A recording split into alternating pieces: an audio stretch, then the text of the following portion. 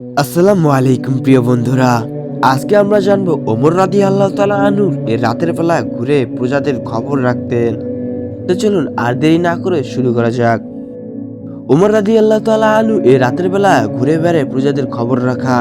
ওমর ইবনে খাত্তাব রাদিয়াল্লাহু তাআলা আনহু ইসলামের দ্বিতীয় খলিফা ছিলেন। এমন একজন শাসন যিনি ন্যায় বিচার এবং দায়িত্ববোধের জন্য ইতিহাসের অমর হয়ে আছেন। তিনি সবসময় তার প্রজাদের কল্যাণ নিশ্চিত করার জন্য দৃঢ়প্রতিজ্ঞ ছিলেন, এমনকি যদিও তাকে রাতের আঁধারে বেরিয়ে পড়তে বাধ্য করে। শীতের রাতের নিঃশ্বস্ততায় তিনি একটি বাড়ি থেকে ক্ষীণ কান্নার শব্দ শুনতে পেলেন। ওমর রাদিয়াল্লাহু তাআলা আনহু সেদিকে এগিয়ে গেলেন এবং দেখলেন যে একটি দরিদ্র মহিলা তার ছোট্ট শিশু নিয়ে বসে আছেন। আগুনের উপরে একটি হাঁড়ি রেখে তিনি কিছু রান্না করার ভান করছিলেন, যেন তাদের ক্ষুধা কিছুটা প্রশমিত হয়। কিন্তু হাঁড়িতে আসলে কিছুই ছিল না, এটি ছিল শুধু পানি যা অনবরত ফোটানো হচ্ছিল। ওমর রাদিয়াল্লাহু তাআলা আনহু মর্মাহত হলেন এবং মহিলাকে জিজ্ঞাসা করলেন, তুমি কেন এভাবে শিশুদের ধোঁকা দিচ্ছ? মহিলা জবাব দিল, আমাদের কাছে খাওয়ার মতো কিচ্ছু নেই। আমি হাঁড়িতে পানি দিয়ে রেখেছি যেন শিশুদের মনে হয় কিছু রান্না হচ্ছে এবং তারা ধীরে ধীরে ঘুমিয়ে পড়ে। আমাদের কেউ খোঁজ নেয় না, এমনকি খলিফা আমাদের জন্য কিছু করে না।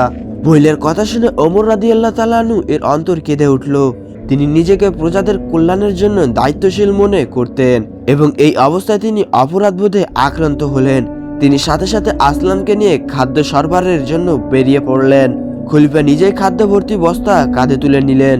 আসলাম তাকে সাহায্য করতে চাইলেন। ওমর রাদিয়াল্লাহু তাআলা আনহু বললেন, কিয়ামতের দিন আমার বোঝা কে বহন করবে?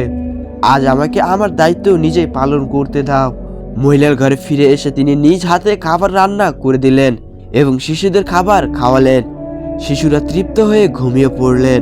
ওমর রাদিয়াল্লাহু তাআলা সন্তুষ্ট নিশ্চিতে ফিরে গেলেন, কিন্তু মহিলাকে বললেন না যে তিনি ছিলেন মুসলিম বিশ্বের মহান খলিফা। শিক্ষণীয় আমরা এই ঘটনা থেকে এটাই বুঝতে পারি, এই ঘটনা ওমর রাদিয়াল্লাহু তাআলা আনহু এর প্রজাদের প্রতি তার গভীর মমতাবোধ, দায়িত্ববোধ এবং ন্যায়পরায়ণতার প্রতীক। তিনি শাসক ছিলেন, কিন্তু তিনি তার প্রজাদের প্রতি দায়িত্ব পালন করতে কখনো পিছন্ন হননি। তার শাসনামল প্রমাণ করে যে একজন সঠিক শাসন কেবল আইনত দ্বারা শাসন করে না, বরং নিজেদের অন্তর দিয়ে তা প্রজাদের মঙ্গল নিশ্চিত করেন।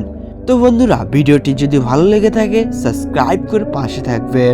দেখা হবে নেক্সট কোনো ভিডিও নিয়ে। খোদা হাফেজ।